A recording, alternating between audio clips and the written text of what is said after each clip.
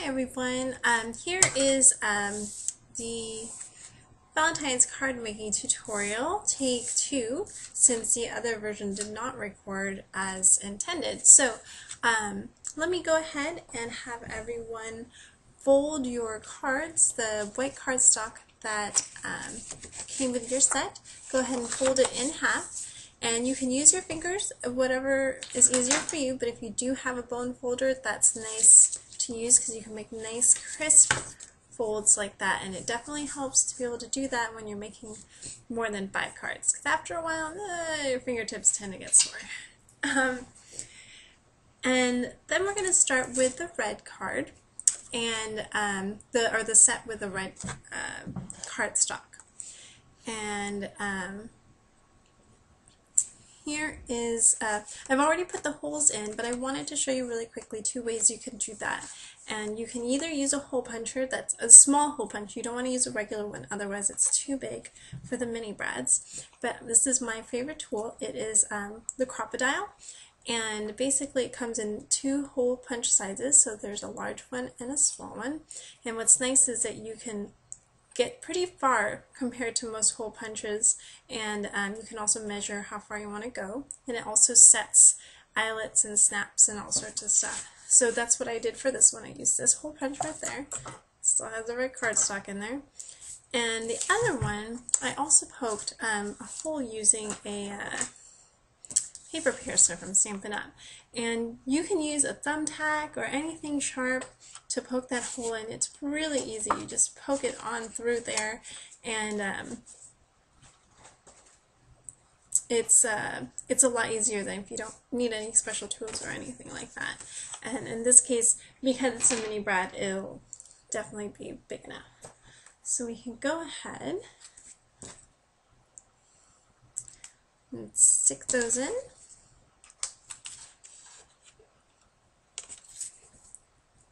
You should have had 2 that came in your set. Oops. Oops, sorry. I don't know if you can see very well. Go ahead and put that through. And you definitely, I just always eyeball how far you go in, but you always just want to make sure there's enough space on the sides so that you can open the brads up without it being a problem. So now that that's done, I'm going to stamp our little heart background, and I'm going to use a darker color than the cardstock, which is Riding Hood Red. I'm going to use Cherry Cobbler, and this is the old Stampin' Up stamp pad, so you have to be a little bit more firm and tap it a few times to get that color. And the fun part of background stamps like this is you can just, you know, have at, and there's no right way or wrong way to do it. And once that's done, I'm going to stamp our little swirl over on this side, and I'm going to use Riding Hood Red, which is the same color as the cardstock, but it will still show because it will be slightly darker. In this case, this is the new Stampin' Up stamp pads. They're a little bit juicier, and so it takes a little bit more practice and care to use them. And one of the ways I recommend is to hold it like so you can see where the stamp and the pad meet, and you just tap very gently, very lightly. Sometimes just once is enough in this case because it's a little bit bigger. A few times, and then go ahead and stick that on there, and there we go.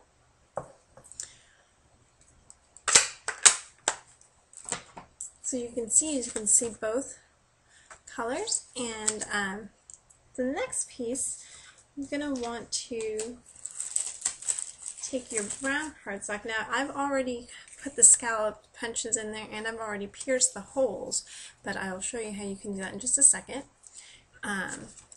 So actually, let me go ahead and do that now.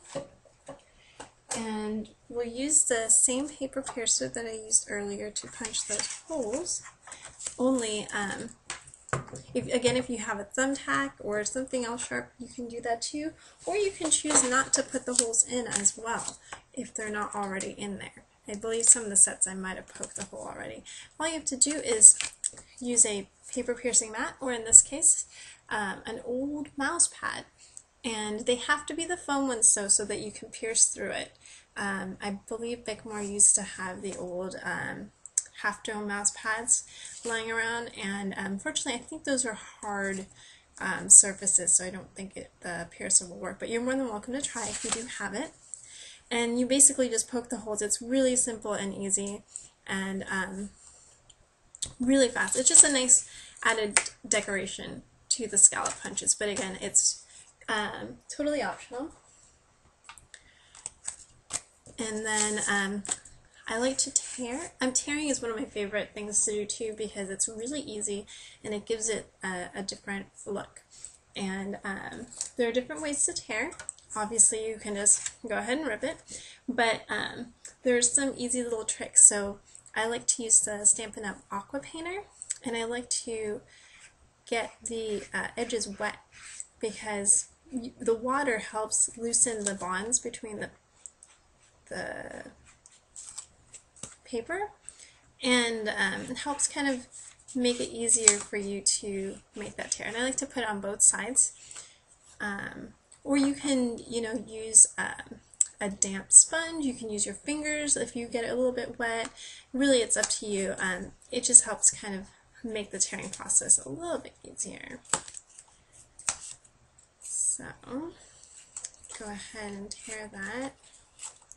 And one thing I forgot to mention, you'll want to do before you do the tearing, if it's not too late already.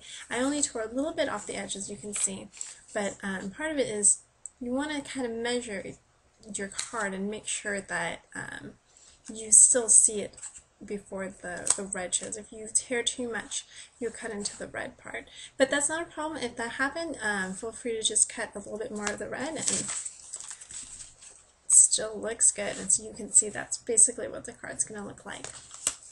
So, and when I'm done tearing, I like to kind of fold up the edges a little bit. Okay, give that added dimension to it. Oops. And now when you have your red piece, I like to go ahead and put the tape or the ribbon on. So take your shortest ribbon piece and measure kind of the bottom third of the, or eyeball the bottom third of the cardstock here. And I just use a piece of tape and put that down. And I like to use tape because it's really simple, and you can use double-sided tape. Scrapbooking tape is great because it's archival safe. You can use adhesive. Glue stick will not work very well, but there are a lot of different other options that you can use. Tape's just nice and easy and fast. So once you have that down, we'll take the longer piece and go ahead and slip that underneath your other ribbon. And now you should be holding one in your left and one in your right hand, or one end. And go ahead and put the one on the left over the one in your right and slip that underneath. And you should have, whoops, let me try that again, a nice knot here. I've already cut the edges, but you don't have to if that's your preference. This one's a little frayed, so let me try fixing that up there. Oops. It's a little bit nicer. So you should have a nice little knot, and because of the type of ribbon that this is, it tends to untie a little bit more easily, so I'll usually put a little bit of glue underneath that, or adhesive rather. And then now you can put adhesive, and I've already started to put it, so I put adhesive all around the borders on the back and a little bit in the middle. If you're using glue stick, go ahead and put it all over just to make sure that it does stick. And place it on your craft card stuff. And by the way, this red is cherry cobbler, which is what we use for the heart stamps here. So I like to kind of try and use coordinating colors just because it helps make the card flow a little bit better. And then you can go ahead and put adhesive on the back of that cardstock and place it wherever you'd like. on your card front here. And now you should have a pink heart that came in your set, just like this. Go ahead and put adhesive on the back, so I'm going to put a little bit more here. I like the glue runner tapes because they're really quick and easy, just like using whiteout. Excuse me. Excuse me. And so go ahead and lay that heart on there however you'd like. And now we should have a greeting just like this, and these were embossed with gold powder. And I wanted to show how to do this, but unfortunately I wasn't sure that was actually going to show on the video, so maybe another time. In addition to this piece, you should have had 2 of these small hexagon pieces, and these are called Stampin' Dimensionals, and that's what I like to use to make things kind of pop up for that 3D effect. And you can choose to stick these 2 on just like that. I like to cut them in half and try to get as much mileage out of them as possible, in part because I don't think you really need to have it like that necessarily, or some people will use 3 or 4 pieces, and I think having them in key locations makes a big difference. Oops.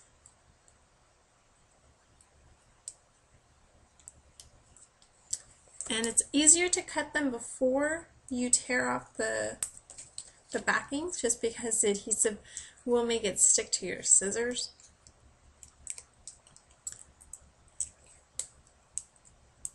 It makes it just a little bit harder. Okay, go ahead and place that over your heart. And then if you got a pink little heart, which mine I managed to lose in the course of everything, you can go ahead and stick it up in the corner there if you want, or anywhere else on your card, or leave it as is. But there you go, this is your first card, and it is ready to be adhered. Go ahead and put glue runner or glue tape or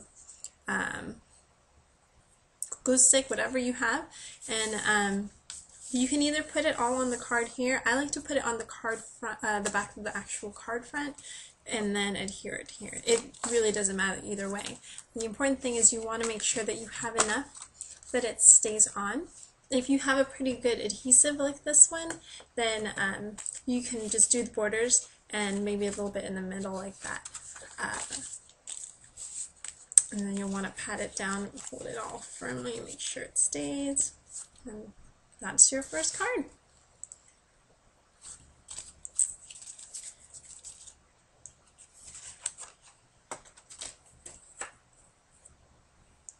And now we're going to move into our second card with the pink cardstock.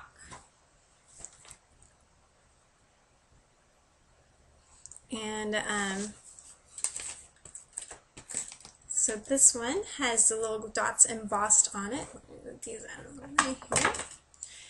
And I'm going to explain how we did these dots and the embossing here on the red, as well as how we cut this piece and a few other items, so the hearts as well.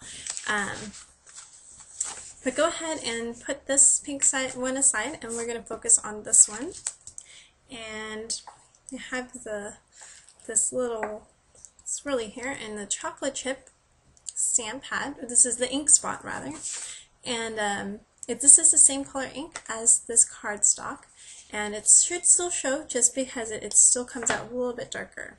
But it's nice because it's a coordinating color, so you don't have to worry about it looking kind of weird on there. So I tapped it on, and usually when you have the little ink spots, it's easier to tap this onto the stamp rather than the stamp onto the pad. Oh, and I keep missing this little side here. Alright, so I'm going to put this up in the corner over here.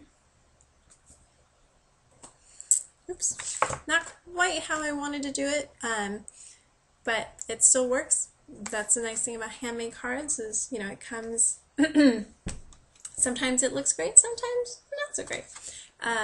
But when all else fails, there's the other side. So feel free to do that if you find yourself not liking what happens on one side. but I already have another pre-made card here, so I'm going to use that. And if you can see, I already pierced a hole here. That's where our heart brad is going to go. And again, I used the paper piercer and I just stuck it on through and made that nice little hole. Or you can use the hole punch, you can use a safety pin, whatever you have handy. And then we'll go ahead and stick our heart brad right through there. Oops, oops. This one's not cooperating very well. So the camera is not, oh, there we go.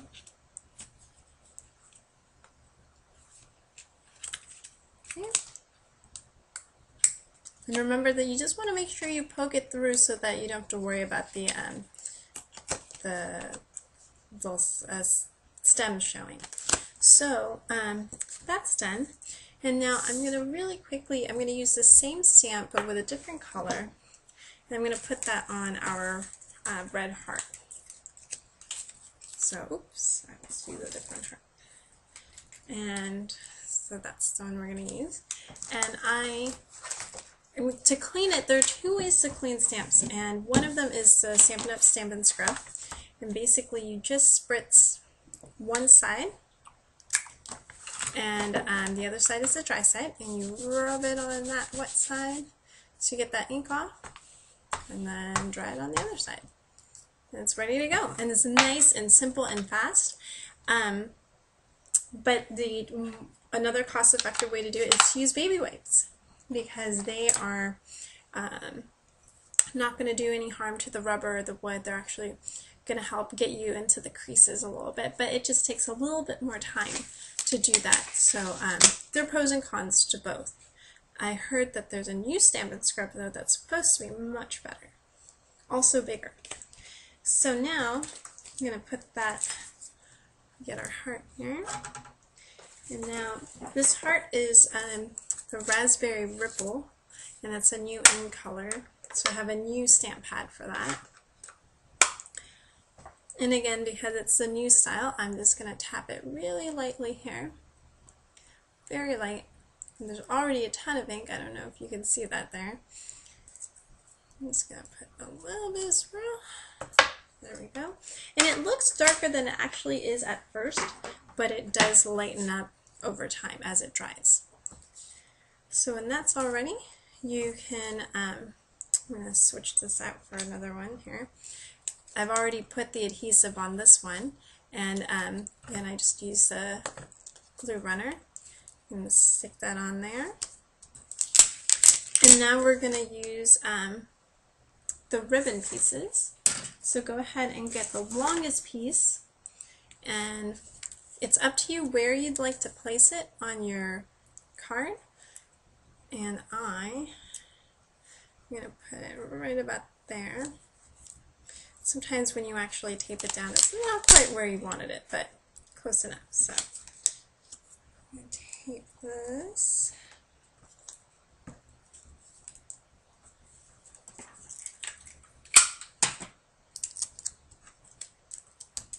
Okay. So now you have it there. And take your smaller piece. It just disappeared on me. Aha! And again, just like the other ribbon, go ahead and stick it on through underneath. Okay, and you're going to make it overlap to the right side. Now, because this is a smaller ribbon, it might be a little bit trickier to get it, but it shouldn't be too terribly bad.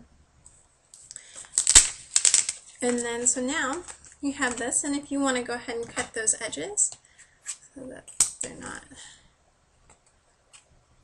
too long, there you go.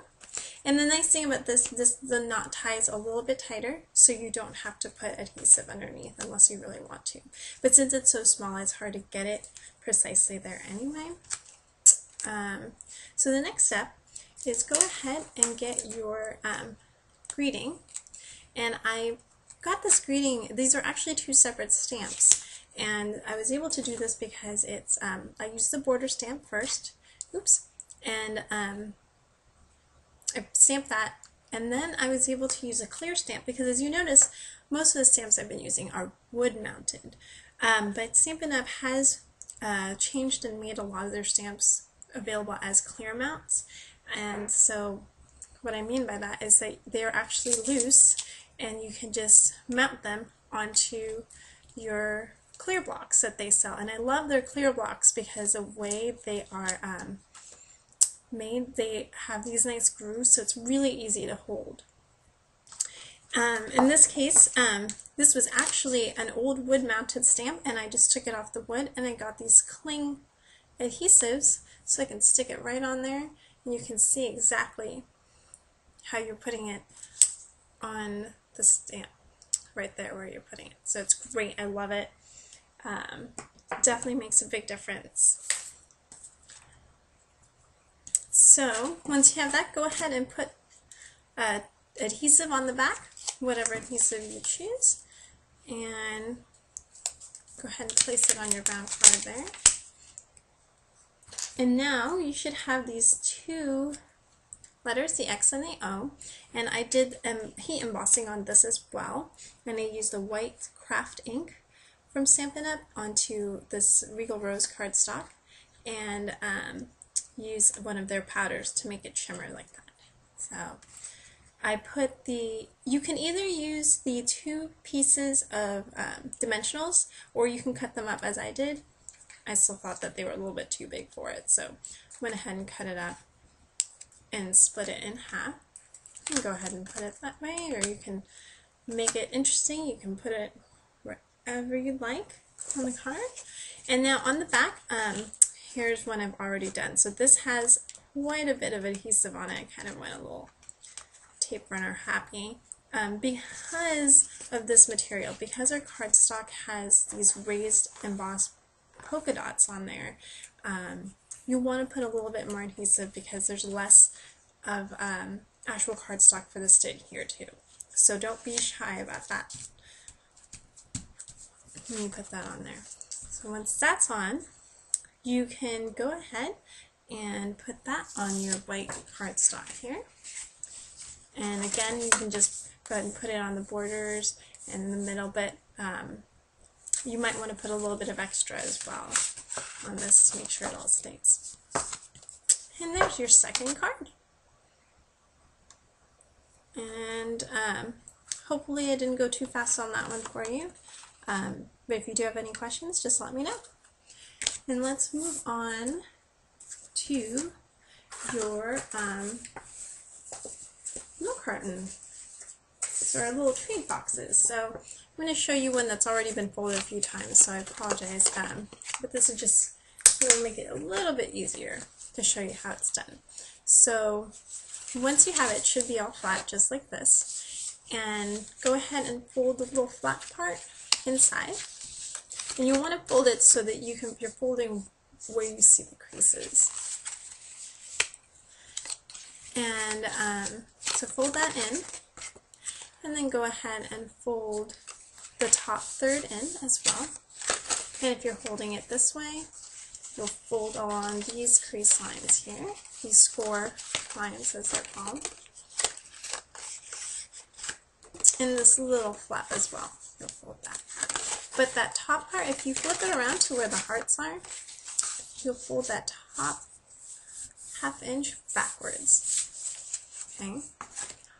And what I like to do to help envision how it's going to look exactly once you put it all together, I like to go ahead and fold the box as it is. So you're going to go ahead and put this on top of that next layer, on top of that next layer, top of the next one, until your final one closes like so. So you have a box. So nothing really exciting, right? It's a box. But if you fold it nicely, you should be able to kind of push your boxes down, and if you have the score lines there, you should be able to see that it folds into a cute little milk carton. But obviously, because we didn't do those folds very well, it might not be that precise. So, but now you should have a little bit more of an idea of where those holes should go. So for example, this one should be a valley fold on the far right. And then if you go to the far left, this one will be a mountain fold. So mountain fold, valley fold, mountain, valley, so that's kind of like that. And then you'll have a mountain here, a mountain on this side, and a valley on this side. So if you're ready, go ahead and, after folding everything, you can put it back together and see if that works out. And again, fold it there, and you should be able to fold that out that way. And if you're ready, we'll go ahead and put the adhesive down, and we're going to put either, you can put double-sided tape or the glue runner down on in this part. You don't put anything here because this will be the inside of the box, and you don't want to have glue or adhesive where you're going to have the candy. And then, so you're going to start here, here, and then here. If you're just using double-sided tape, then you just need to do the edges, but if you're using glue stick or anything else, you might want to just put it on the entire area to make sure that it holds. And you're also going to put adhesive along this flap here. So, when all said and done,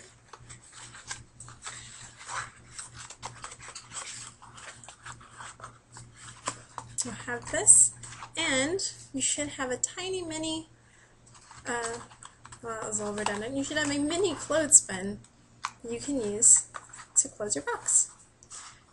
And so that way, after you put all your yummy chocolates and other treats inside, you've got something to keep it all closed.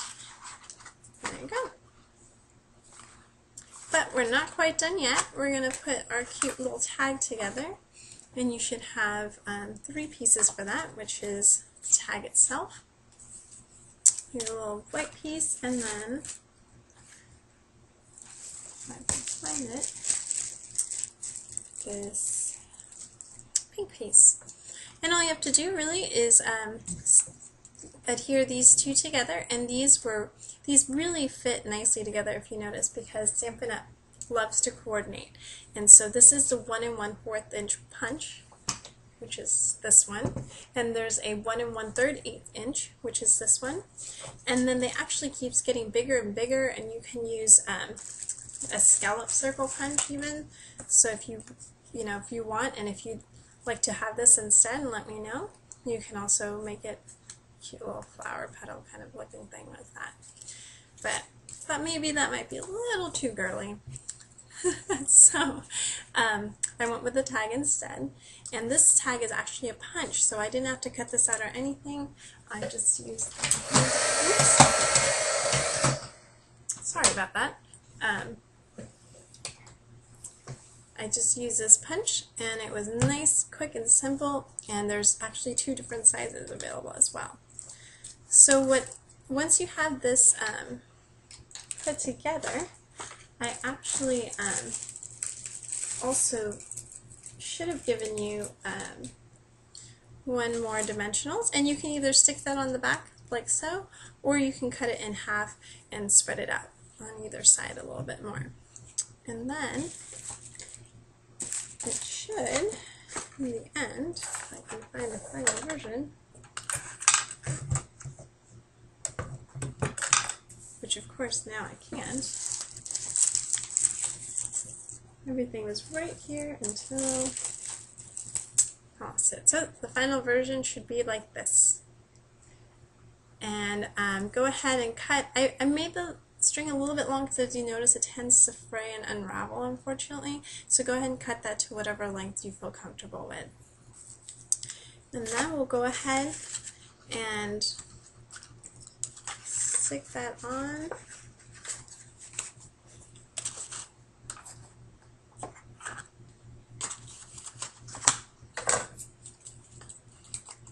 Here. Oops.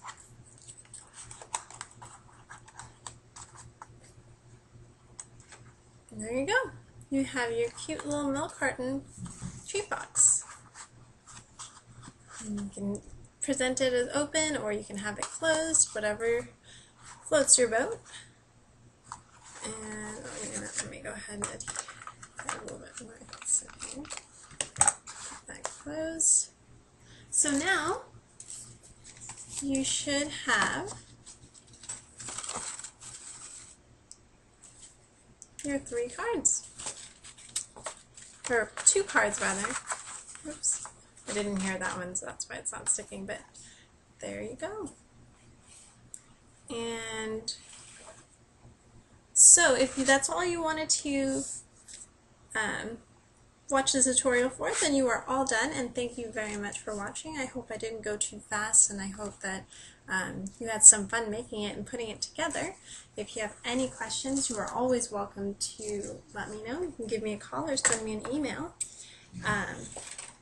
But I also want to take this time to talk about the big shot that I use to make all of those special cuts and embossing things, just because it's really neat. It's my new toy, and I'm really excited about it. So let me see if I can get this to look right. So there is the big shot.